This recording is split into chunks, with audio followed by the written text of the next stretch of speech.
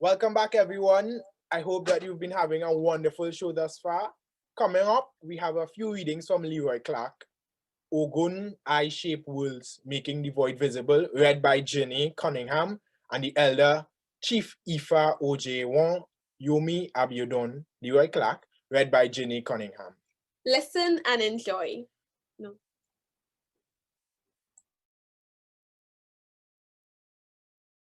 Ogun Eye-Shaped Worlds, Making the Void Visible by Acklin Lynch. Writing about Leroy Clark's journey from Gonçalves to Altitude is challenging, at times mythological, but more importantly, a metaphysical leap that embraces ancient memory. It defines the complexity of confronting colonial preferences, modes of discourse and patterns of behavior which incarcerate our dreams and stultify our creative sensibilities in the Caribbean narrative. Leroy Clark is the principal of Ogun. Ogun governs and guides his life. Ogun, the hermit. That is why Altitude is symptomatic of who he is and why his life journey from Gonçalves to Altitude provides us with some understanding of his life story. As a teenage immigrant, pregnant with Leroy, she felt that she had shamed her family. She decided to drown herself. Commit suicide, the horror of a young Christian woman driven to despair as she felt the loneliness of the moment. Leroy tells his story with deepened conviction at the Central Bank, less than 1 mile away from the docks on St. Vincent Street, where his mother stood, gazing into the rough and angry waters, speaking to her through the Orisha voices of Yemanja and Olokun. Yemanja, the mother principle which connects all of us, part of the human family. The nurturing aspects of water which preserves life and knows no boundaries. The Orisha smiled beautifully and spoke to his mother. Let him live. At 70 years, he will continue to reflect the very best in us. He will save your memory well. Olokun, on the other hand, represents that part of the ocean which is pitch black, the unknown and the unseen, the location where the bones of our ancestors who jumped overboard in the Middle Passage can be found. Residing at the very bottom of the ocean, ancestral voices of resistance, heralding the majesty of death. And before I be a slave, I will go to my grave and return to my home and be free. The time has come to cast aside fear, freedom, or death. The waves spoke to his mother through the voices of Yemanja and Olokun, and the die was cast. She chose life. A caring, hardworking stepfather stepped up to the plate and built a family in Gonçalves with discipline, respect, and love.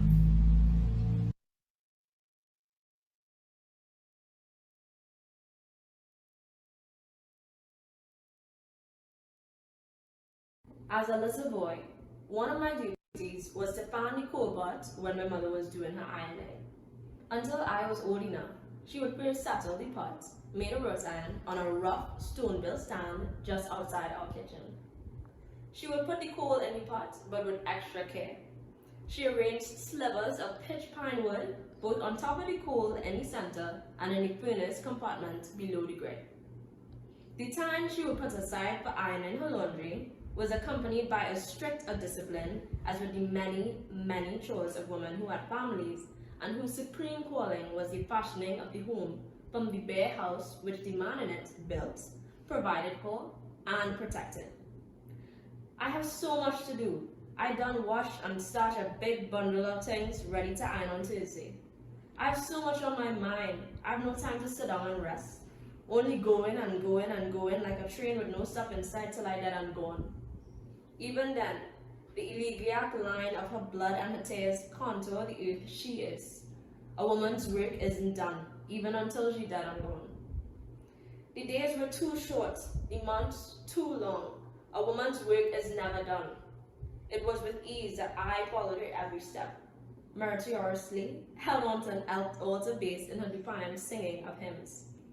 All mothers in Gonçalves used to sing. They sang as if they were raising an alarm. Their jubilance swelled with dignified confidence, abandoned to hope somewhere in the trees as their raw visions reached for God's ear. And instinctively, the fowls and dogs in the yard would go up in an uproar of cackling and barking. Even Kanaka's donkey, with its oversized toti dragging on the ground, responded with braying hallelujahs. Their vicinity held its own sway, somewhat like the melancholia and magnificence of mountain ranges. Beautiful.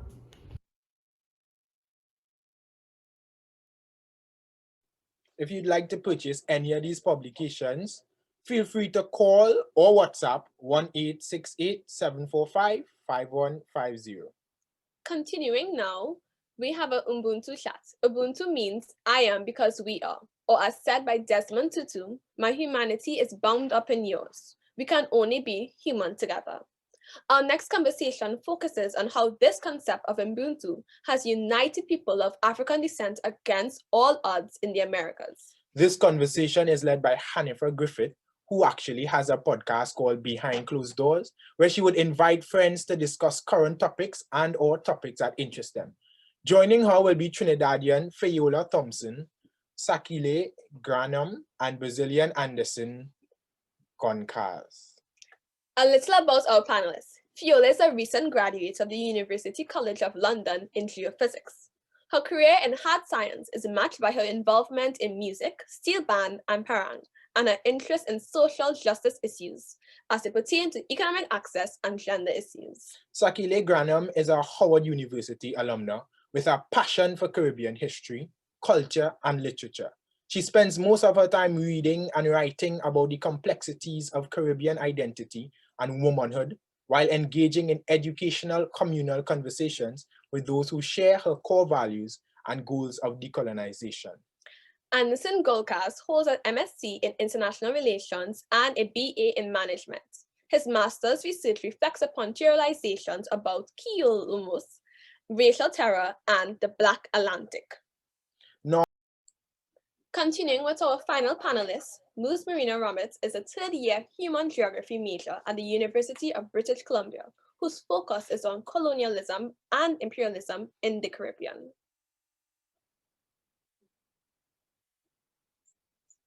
Now we move into our panel discussion. Take it away. Hello, good morning, everyone. My name is Hannifah Griffith, and welcome to our discussion today. Before we start, I have a few ground rules. So the first one is I statements. A lot of times, people like to generalize their experiences for all. So just make sure to be mindful about that and use I statements.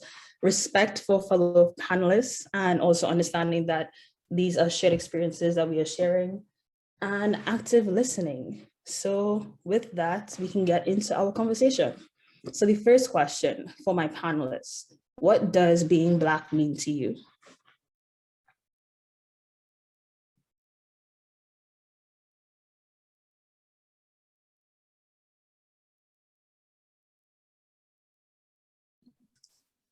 Hi, good morning. So I will start off. Being Black, what it means to me is a sort of hyper awareness and hyper visibility.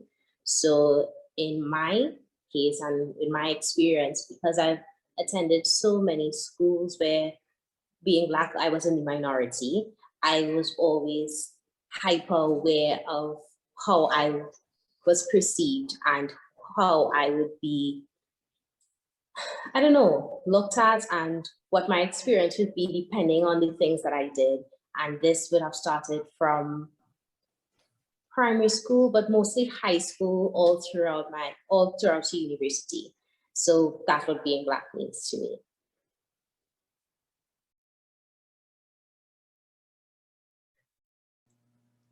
I could probably go next. Hi, morning everyone. For me, Blackness is tied up with a lot of controversy. Like I would see that growing up, like I went to a prestigious school, and of course with that comes a lot of back and forth with your Black identity and navigating it through an institution.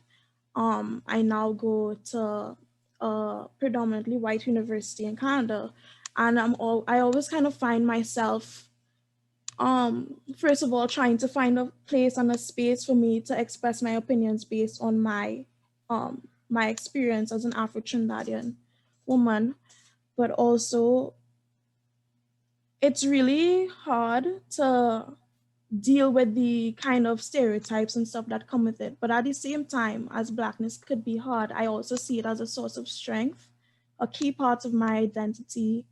And I wouldn't be me if I wasn't Black, you know?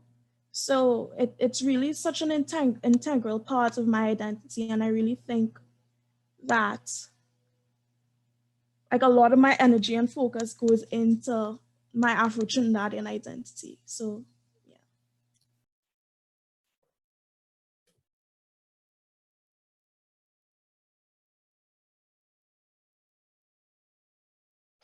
Well, I guess I can go. I feel for me very similarly to Fayola and those. I feel Blackness to me has been a thing that I've been my entire life. It's kind of been the default for me. So I would suppose that Blackness is just a way of being.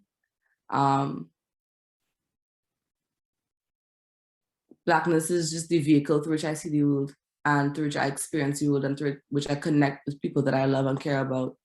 I mean, I guess we could get into definitions all day, but I think that at the center of what it means to be Black is to simply exist in the world as a person of African ancestry.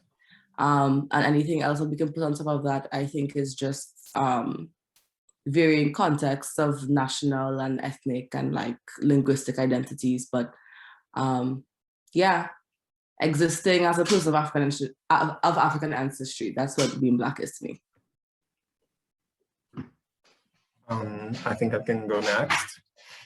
As a Black person in Brazil, personally, I haven't experienced much of racism before going to university.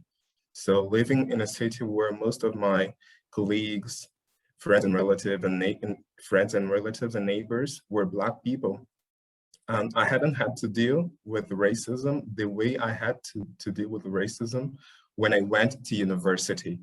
Because in university, most of my colleagues and professors were white people. And this is the time when I started to experience racism in my life. I don't mean that beforehand I hadn't had experienced racism, but when I entered university, this became a real issue for me.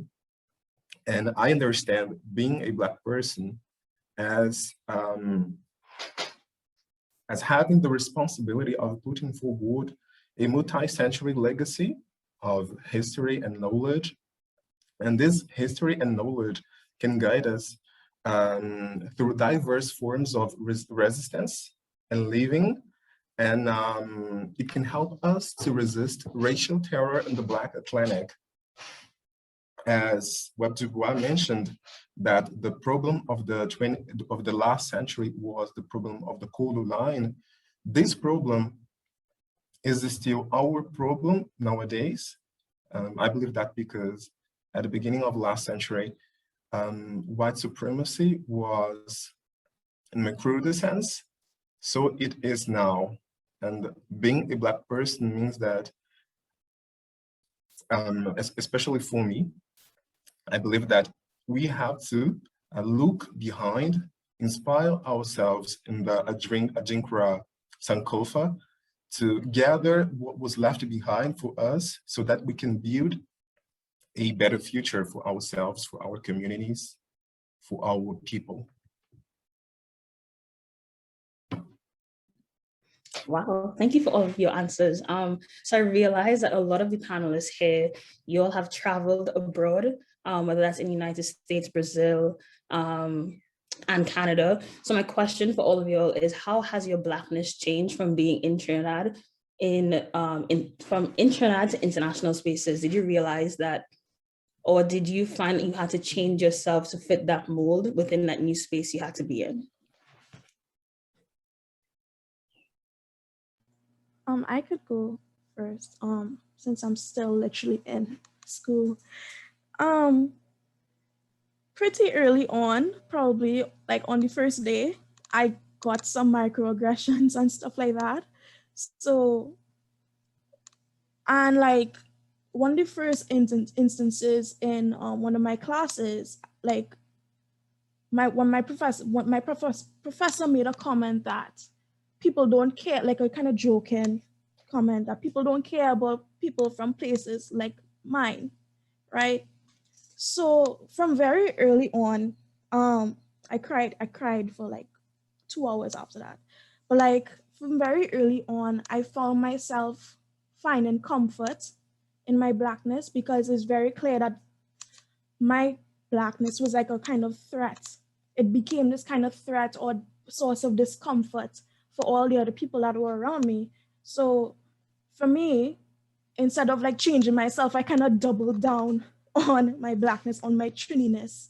So for me, I kind of became more aware of how much I spoke Creole, and then I spoke it more. How much I spoke, like how I talk, like how I talk now is how I talk when I'm over there, you know? So for me, it was such a upsetting experience that it kind of made me look at myself and like reinforce who I was so that who I was couldn't be broken down from these experiences that I hadn't experienced in such a aggressive form from before. I myself, I have also traveled and lived abroad, but I believe that the kind of racism that we experience, Black people in Brazil, is different of the kind of racism that we experience abroad, of course, but especially in something called cordial racism. I don't know if any of you have already heard of that, but racist Brazilians tend not to be overtly racists. Instead, they tend to be cordial. They tend to pretend that we live peacefully and harmoniously. So, for example, when I lived in Switzerland, I don't remember having experienced the kind of racism that we experienced in Brazil. It was often not overtly aggressive racism, but the kind of regard that you perceive as demeaning, and then you avoid the person. In Brazil, you won't see that kind of thing. Instead, people treat you amazingly, but doing everything they can behind you to demean you, to belittle you. And in the other places that I live in Europe, France, I also always overtly racism, not the kind of thing that we experience here. And in Mexico, where I lived for the last time in 2016, I don't remember having experienced overt racism, mostly the same kind that I experienced in Brazil. So I think this has to be this has to do with the idea that Latinidad is not aggressive and that we live peacefully. And this been my experience with racism abroad. I tend to believe that it's better to know when people are overtly racism towards you than the kind that we experience in Brazil, because we never know with whom we are dealing with. Because most of the people are very cynic, especially at the university, because they know this is a great strategy to create obstacles so that Black people cannot progress in the academy. It doesn't matter if you study, if you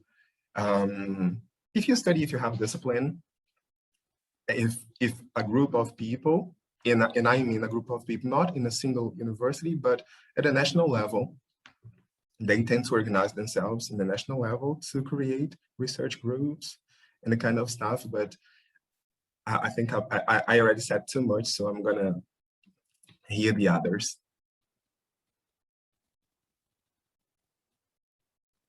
Hi, so I could go next. I can completely relate to what both Bruce Marina, and Anderson said.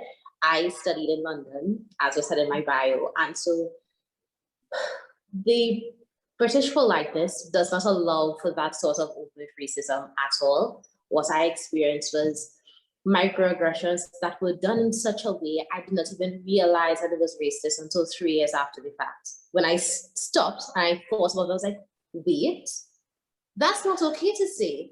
And so I had those sorts of experiences, but in terms of Blackness, I was able to connect with the Caribbean diaspora in a way that I would not have been able to do before.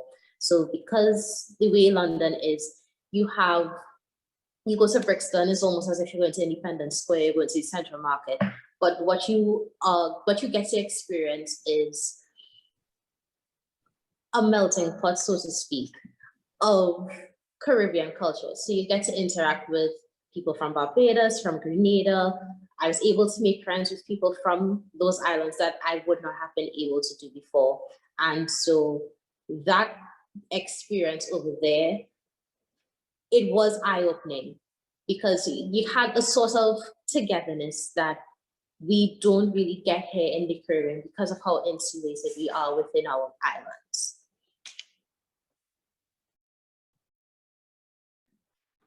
I think I had a slightly different and more unique experience than the other panelists. I attended Howard University in DC, which is an HBCU. It's a historically Black university. So I, to this day, even in a country that is a predominantly white country, still have had very minimal interactions with white people, thank God.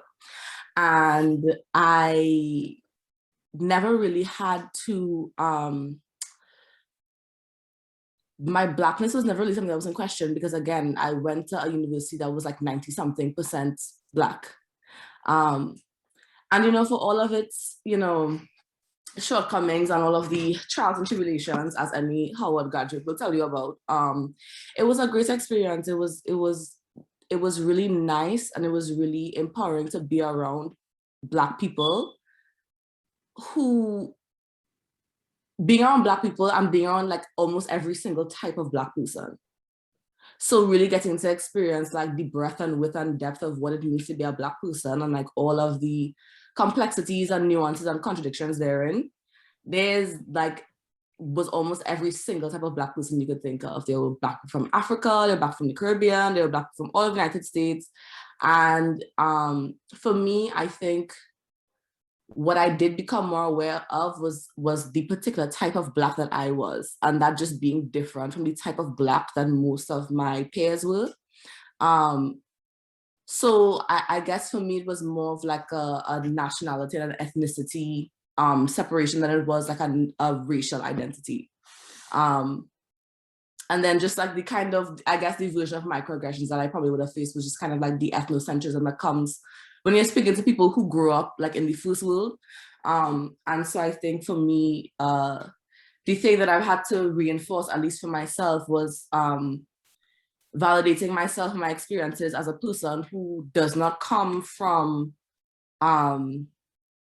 a developed nation, a place that kind of is very hyper visible with members of the African diaspora who are also themselves hyper visible. A lot of times when we think about like Blackness and we think about like Africanness, especially in a global context, African Americans tend to dominate the narrative and the conversation, which is not necessarily inherently a bad thing. I think there are lots of very valid and important reasons why that has happened. But I think that another part of the reason why that has happened is a lot of things that are bound up in like imperialism and like colonialism, and who globally has access to the vehicles that will create the visibility for certain narratives to kind of become the default for all Black people across the board. And so there have been lots of times where I've had to like interject into conversations where things are assumed to be true for all Black people and be like, hold on, we may both be Black, but you the fact that we come from two different countries, two different places in the world, means that our Blackness operates differently, means that the way that we talk about and experience and identify with Blackness is going to look different. And so I think for me, that has been like the main shift I've had to make in going to school abroad, is being aware of all of the things that it means to be a Black person, especially from the global South, from a developing country. So yeah. Wow, love all your answers. So for me, I would have to say my experience is the same as Fayola and Liz Marie. So I went to University of Tampa, PWI, predominantly white institution. So my experience was definitely different from Sakile's own. So I had to find the pockets of people who looked like me to find refuge, I guess you can say, because my Blackness was always being called into question in the majority room. But when I found those pockets of people who I can reside in, I found that, as Sakile said, there was different types of Blackness. You know, there was the Africans, the Afro-Caribbeans, the African Americans, you know, the diaspora. But one thing I started to realize after, you know, lining with those people is Black culture and how Black culture is being portrayed within Trinidad and within other regions. So my question for y'all is, how do you understand Black culture?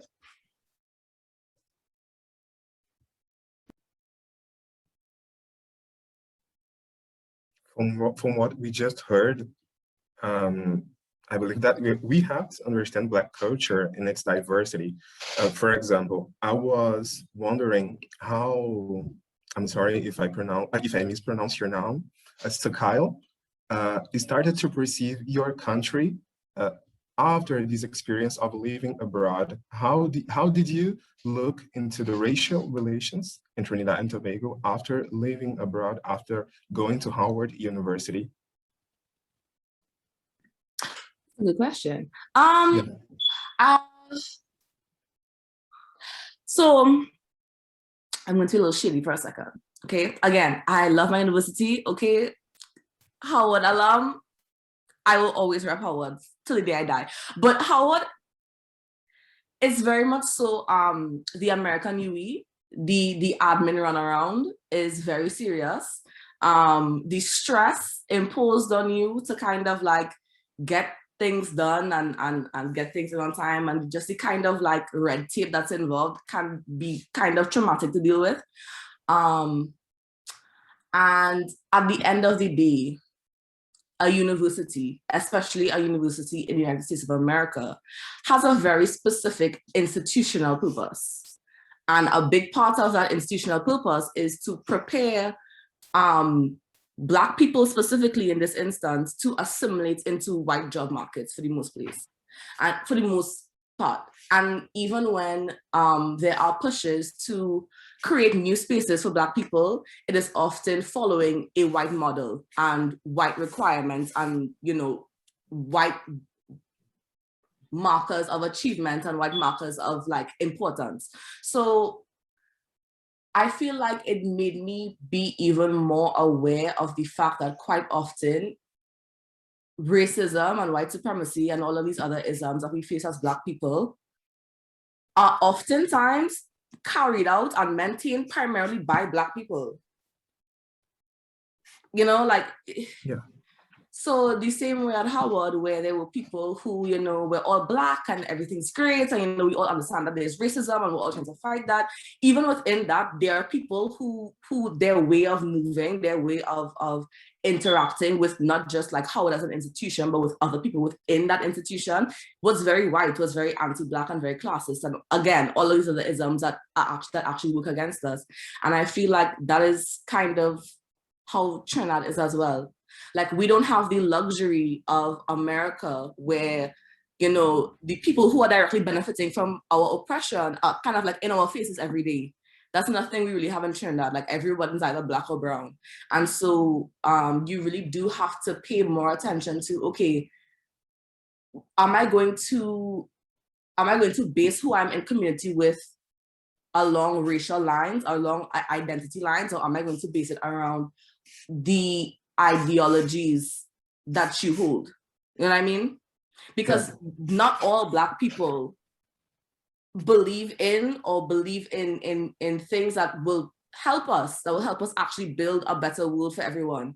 So it just kind of, I guess, taught me to be more discerning no matter where I was, to kind of like always be aware of how people are interacting with their Blackness and what their actual ideologies are, I guess, is what I learned from that.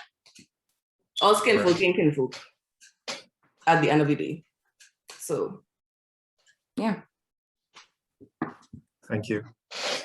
As I was mentioning, I was curious to hear from you about this because sometimes, well, these last few years, I experienced this kind of distress dealing with Black people, but with Black people who do not believe that we can create something together. So they were mostly in competition, and they wanted to create this atmosphere of competition, not declare it, but implicitly we could perceive that it was an atmosphere of competition of who could please the white professors more.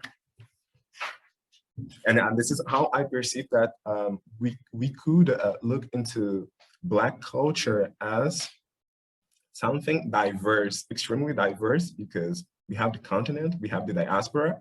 Within the continent and within the diaspora, we have so many cultural expressions and so many ways of living that I couldn't myself reduce it to any kind of essentialism. So I can say that the way I perceive Black culture is only the way where I come from or the places where I've been, because there are many other experiences. Yeah, I definitely agree with that. I feel like there's some kind of unifying thing of being Black. So for example, most of the Black people in my university are actually from Africa, right? But somehow, even though we have this large separation, I'm from an island across the Atlantic, they're from a continent, and okay, this kind of stuff, we have this kind of, I feel like a kind of comfort coming from them, being able to speak my own language with them, being able to relate to different things, because a lot of our cultural elements in diaspora come from them, obviously.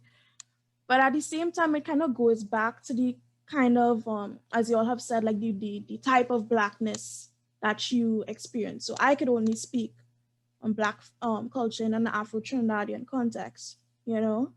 And I think that with the all skinfolk and kinfolk thing, I think that a lot of that comes from the fact that we have not really been defining what development means to us. You know, we always like want to talk about, I always get so vexed when I hear this, we want to be like Norway or Sweden or England or whatever it is. And I'm like, okay, sure, but those places have certain historical and economic and political reasons for being there, and that is based in our exploitation. And why would you want that for yourself? There are different things that are for us, and unless we sit down and figure out what is actually for us, we're just following some kind of white man development thing, and that kind of just, you know. And again, what is for us depends on where you're from, you know. The racial dynamics in Trinidad is different from the racial dynamics in Brazil or in the US or in Jamaica or in Nigeria, you know. So you have to take so much into consideration. I think that that's a really key part where we haven't sustained that drive to figure out who we are and what we need based on who we are, if that makes sense. Yeah.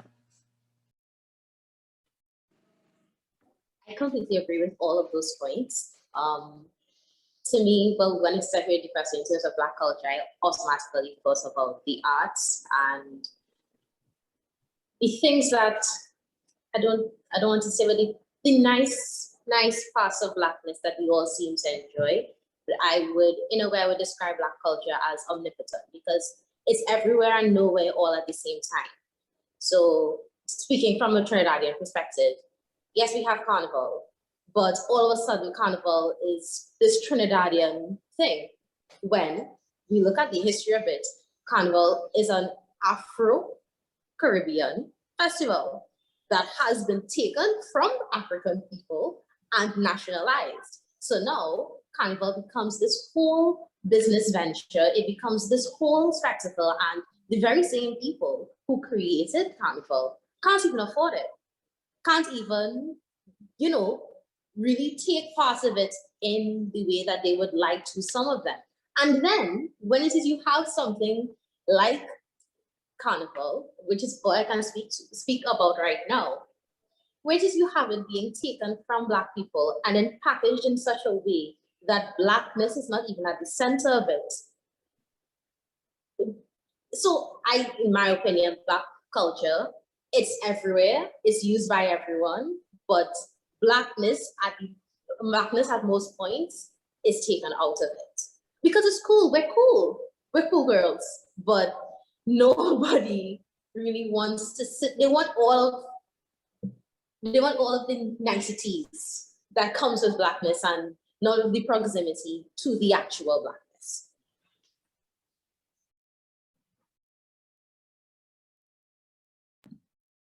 Okay, Fayola. Oh, sorry, Sakile, do you want to go? The table is speaking, and I'm here for it. I think I agree with Anderson. I think that the Blackness and Black experiences are so vast that I don't think that there's any way to accurately essentialize or kind of like put everything under like a universal umbrella of like a singular Black experience. But I do think that there are very significant observable similarities just like across Black cultures, Black ethnic groups. And I think those are the things that quite often come to mind when we think of like Black culture. The things that, you're a Black person from Brazil, you're a Black person from Trinidad, you're a Black person from Nigeria, but like, you'll all have like a version of like a brown rice, you'll all have a version of like a song that has a particular cadence, you'll all have a version of a dance that looks like this.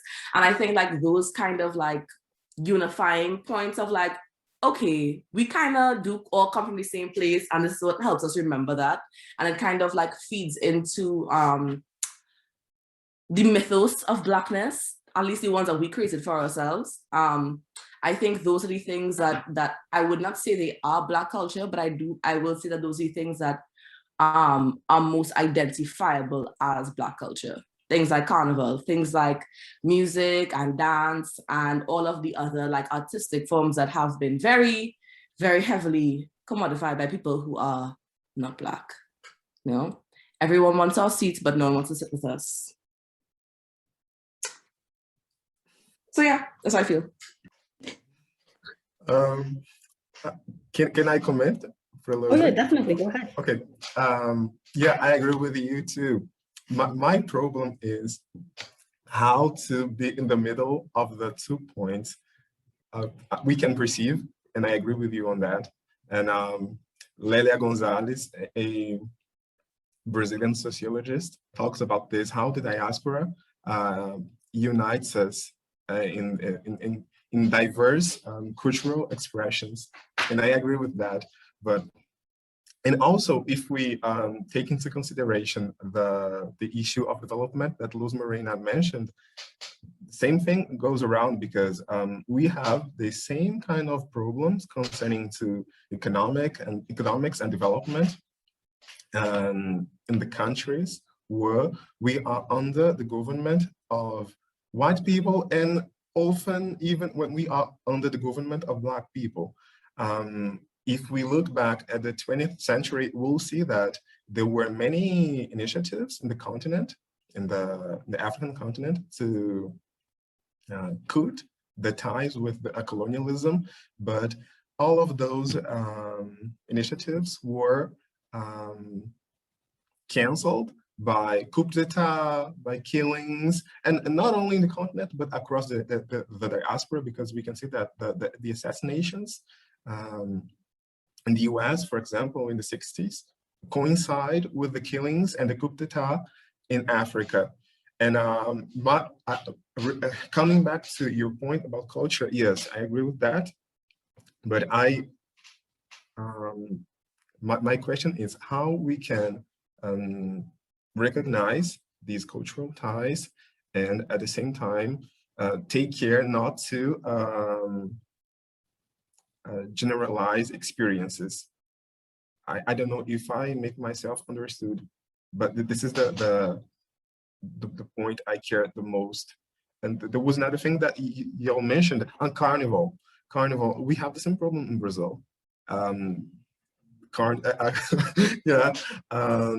black parades are not welcome in the avenue. They are under financed. Every year we see a black parade group referring that they cannot go to the avenues because they haven't had any support from the government, from the companies, and so on.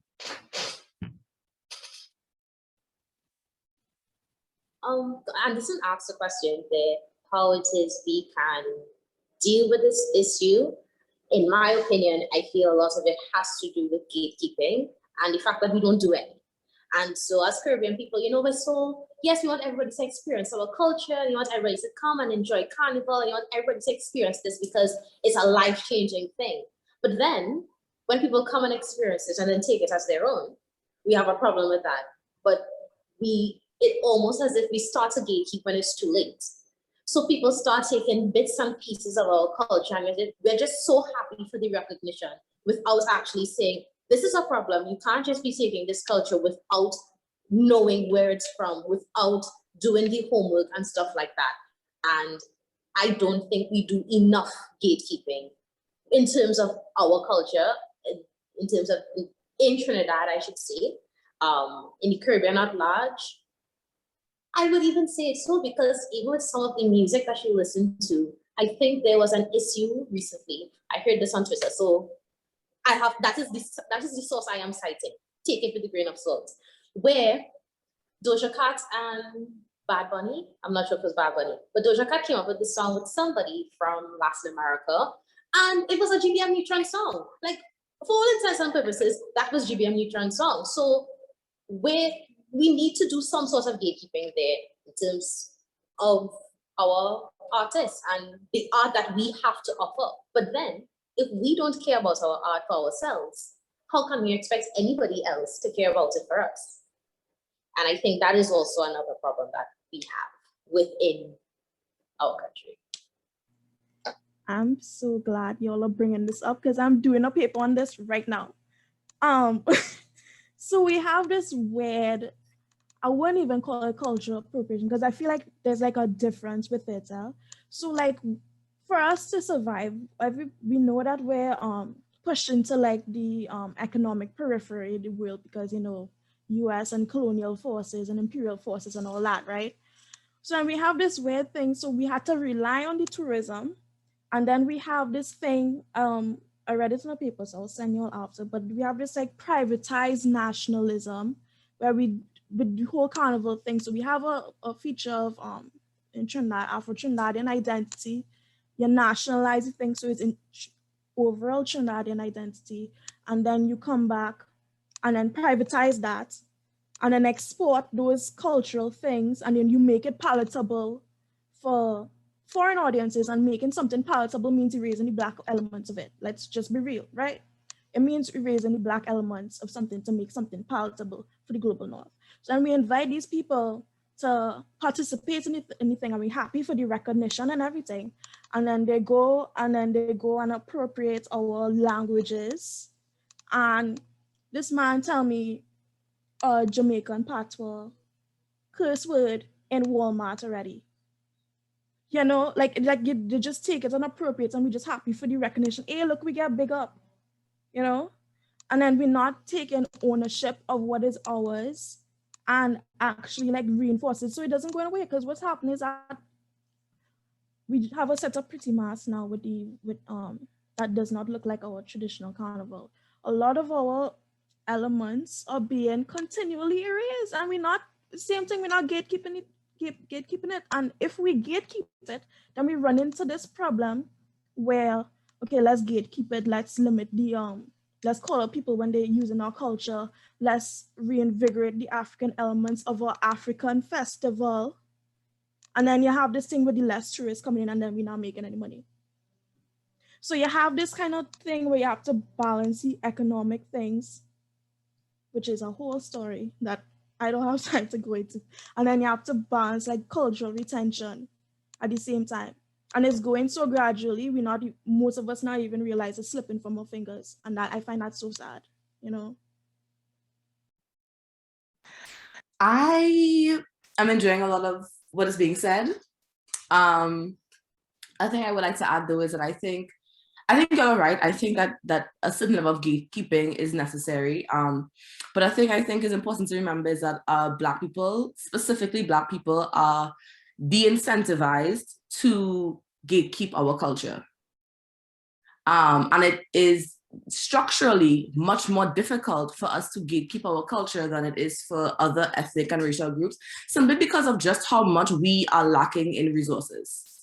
Gatekeeping, you know, the protection of intellectual and cultural property requires a certain amount of resources. It requires money, it requires a certain network, it requires certain knowledge about how to even go about that, because again, being able to traverse the legal landscape of a country in such a way where you can, an entire group of people can protect cultural markers and cultural production in a way that is actually meaningful and functional for the preservation of that ethnic and racial identity can become very abstract, especially when you're talking about the law, especially when you're talking about law that is, again, rooted and steeped in a type of ideology that doesn't really see, one, Black people as human beings, and two, thinks that culture, just like everything else in the world, is something that can be consumed and owned.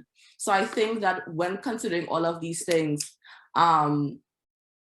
it's important for us to have a more nuanced and also more concrete understanding of like what gatekeeping actually means and how realistic it is for Black people to do that. And I think another part of why we are de-incentivized, I know words, is that a lot of us live in countries where the national identity that is pushed is like multiculturalism and like this lie of racial unity. And, you know, a lot of times in Trinidad, when you call out like the racial dynamics of something, people say you're being divisive. People say that you're making race a problem, and it doesn't have to be a problem, and why are you bringing race into it, you know? But at the end of the day, the fact of the matter is we live in societies that are hierarchical, and that hierarchy is determined, at least in part, by our race.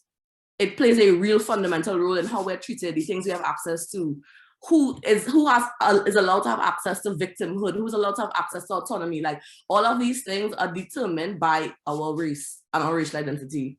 So when you live in places that want to sweep racism under the rug, it is very difficult to certify and to stand up and saying, this thing that we're doing, this thing we're participating in, this thing that we're consuming is Black.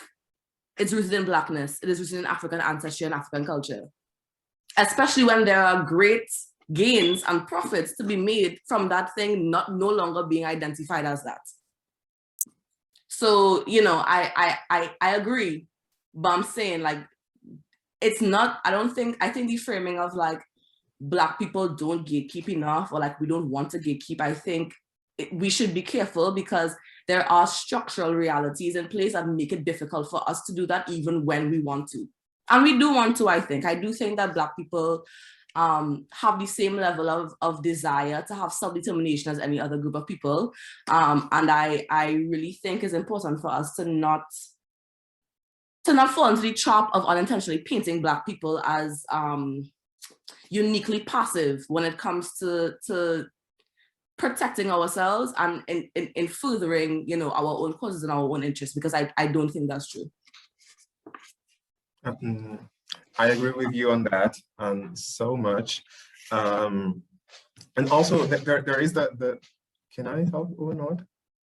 Oh, you can. I just have one question. I want to ask it so that way it can be like encompassing because it follows what Fayola and Sakile was saying. So what I found for myself is you can't talk about race without talking about class. Both of those things are very they're together.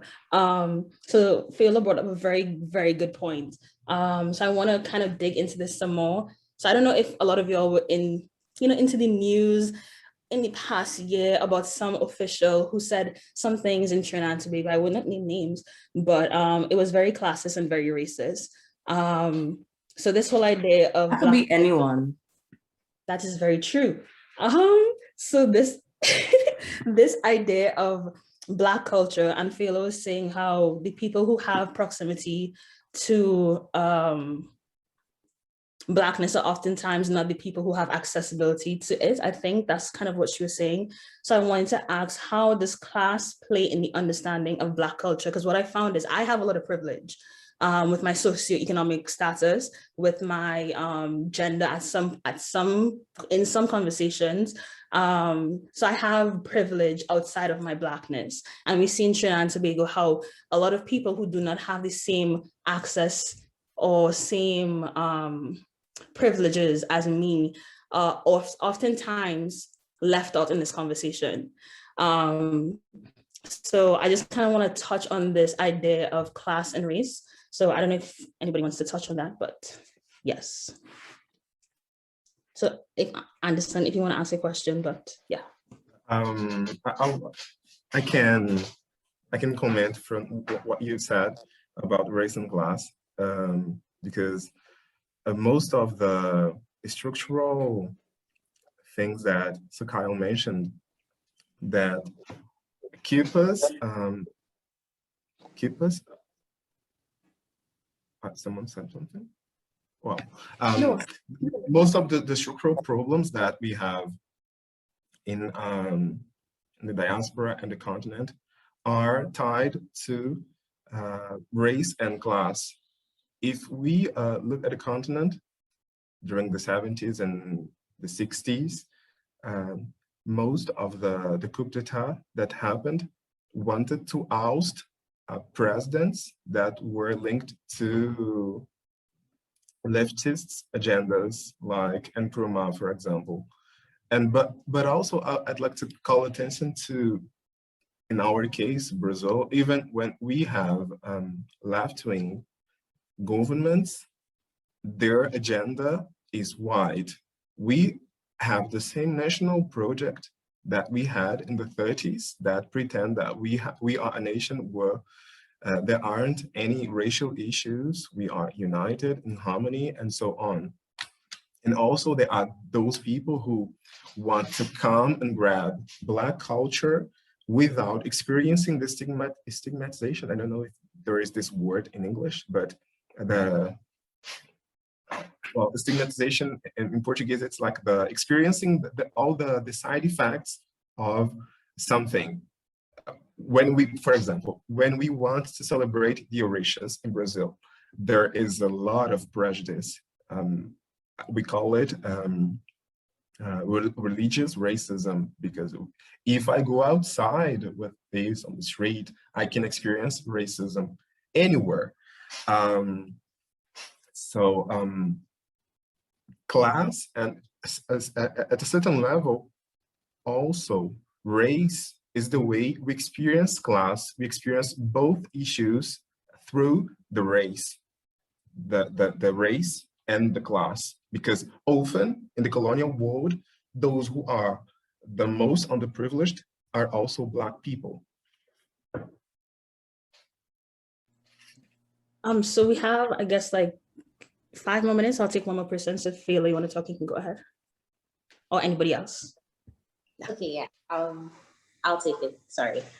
When it comes to race and class, that it touches a nerve for me. So I grew up middle class. I went to a prestigious high school where I was in the minority, but where I was in the minority, so let's say it was 105 of us in the year group.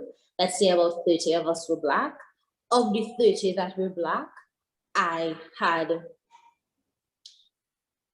I don't want to say I had access to more opportunities due to my socioeconomic status.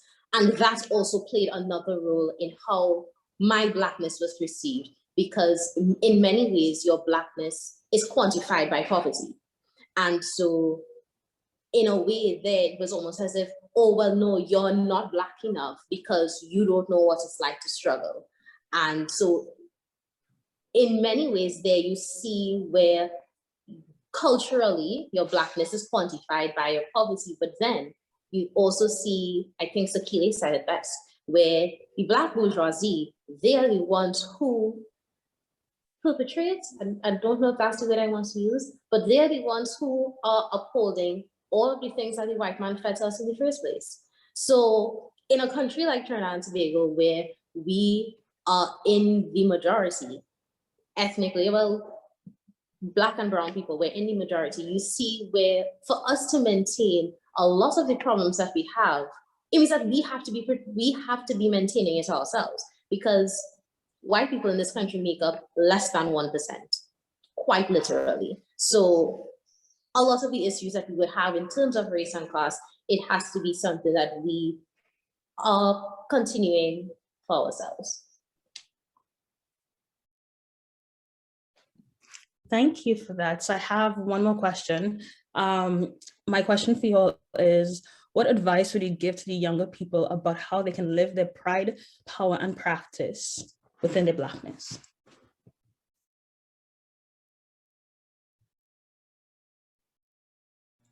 I think that in order to execute that, you need to really start having the difficult conversations around what Blackness is, what it means to be perceived as Black, how you, and a lot of the historical factors that go into that. I think that in a lot of the cases, a lot of the times with the whole, like for example, the race and class thing, we kind of choose one and then not the other when both of them are connected and we don't see how it's connected. I think we need to start you need to start actually sitting down, you know, do some critical thinking, go to do some reading, watch some videos and all kind of stuff like that. And in order to practice Black consciousness, you really have to know what it's about first, you know.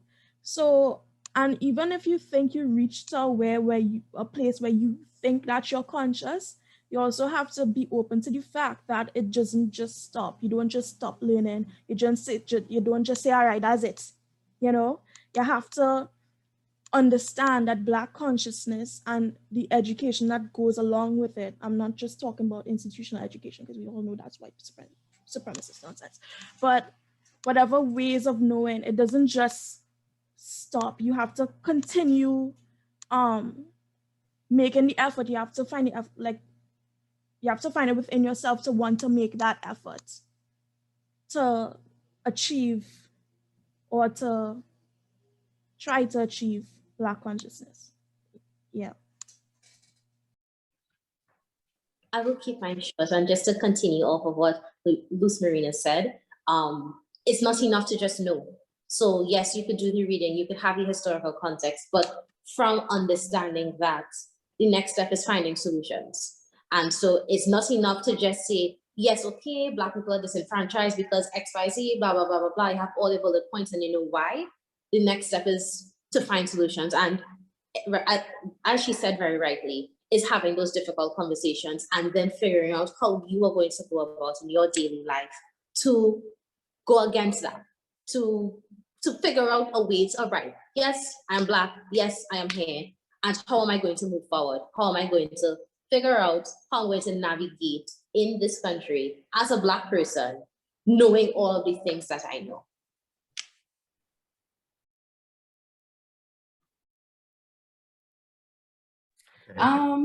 Oh, you can go ahead. You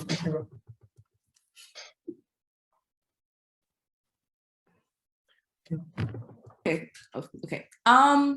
So I think I have like maybe two main things I want to say. The first thing is assume that if you have not interrogated why you want something, why you value something, or why you dislike something, assume that it is rooted in some type of imperialism, classism, colonialism. Just assume that the root of it is some ism, some anti-Blackism. I think that a lot of times we take for granted that the things that we want, especially earlier when we were talking about development and like what it means to be successful and just the kind of things that we value as Black people, especially Black people who are not interested in like true empowerment, or Black people who are interested in reinforcing systems of oppression. I think that the easiest way to fall into that and to become one of those people is to not interrogate and not think deeply enough about the ways that you have been indoctrinated into those systems and the ways in which you feed into them and the ways that you benefit from them. I think that can be a difficult process for lots of people. I think no one wants to feel like a bad person for aiding in the oppression of someone else. But I think an important thing to remember is that none of us asked to be here, and it's not our fault that we were born into systems that requires us to step on other people to survive. And I think that leads me to my second point, which is build community with other Black people. Be intentional about building community with other Black people. I think that all of these solutions to our problems can come from that. You know, that Martinican man, Frantz Fanon, once said, we aren't outnumbered, we're just out-organized. And I think that's true. I think that's true. I think the more we are intentional about building community with Black people, with our families, with our friends, with our neighbors, like go talk to your neighbors and ask them if they need anything. Go ask the granny up the street if she needs somebody to, you know, I don't know, prune her tree. I don't know what grannies need, but just go ask her and see, you know what I mean? I think that the more that we can find community and the more that we can find support in other Black people, the more that likely we are to have our material needs met, and the more likely we are to actually be in a position to do the things we need to do. Because I think, especially in the Caribbean, especially in Trinidad, look, there are people who are obsessed with class ascension, like obsessed with it. Not even just Black people. I think everybody in the Caribbean, everybody in Trinidad specifically is obsessed with class ascension. And at the end of the day, ascending in class almost always requires to internalize some level of anti-Blackness. So when we're thinking about the things that are good for Black people, the things that constitute empowerment, that constitute us, you know, creating a world where we actually have a certain level of dignity and self-actualization, we need to be careful in making sure that the thing that we're ascending to is not simply trying to gain access to the same like mechanisms of oppression and like wealth hoarding and like resource extraction that, you know, the upper classes have access to. Yeah, I think that it's important for us to try our best to define all of the things that we want outside of the paradigms of white supremacy, which is difficult and much harder than it sounds, but I think it's something that's worth trying to do. So yeah. Those are my 2 things. Great. I completely agree with you on that, Sakile. And also, I'd simply add that we should look also how our communities are already organized. For example, Maroon communities that could resist colonialism for 500 years. So we could also look into that communities and learn from them how they could survive colonialism and racism and endure racial terror during all this time and give us the legacy that probably we could, from where we could inspire ourselves to create communities with Black people.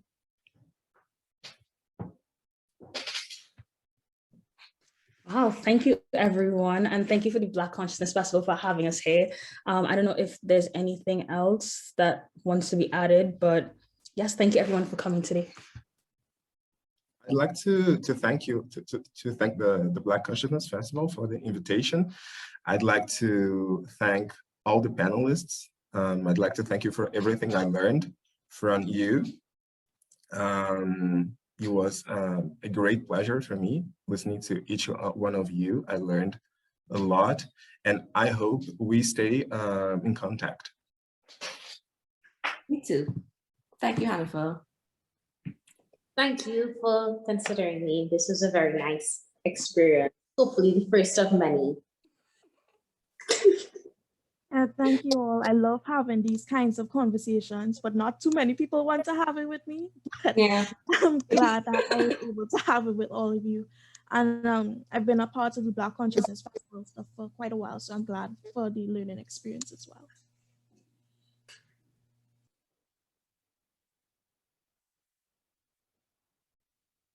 That is what we're talking about. That conversation was absolutely phenomenal. Please forgive us. Justin, for mispronouncing your name. It's actually Gonçalves and not what was said before. I just want to add on a point raised by Sakile. I believe it was that racism is perpetuated by Black people. I also think that racism is perpetuated by Black people who remain docile, who actually suppress their culture to fit into the class. And you mentioned class ascension before, how we're so obsessed with it. I think it really ties into the theme of the Black Consciousness Festival, which is Ubuntu. You know, if one set of Black people go in a different direction and we trying to go ahead, that just tearing away from the efforts to move forward, you know. So thank you to all our panelists and the conversation lead Hannifah for engaging in this very necessary and exciting conversation. So yes, thank you to Luz Marina, Sakile, Fayola, Hannifah, and Anderson.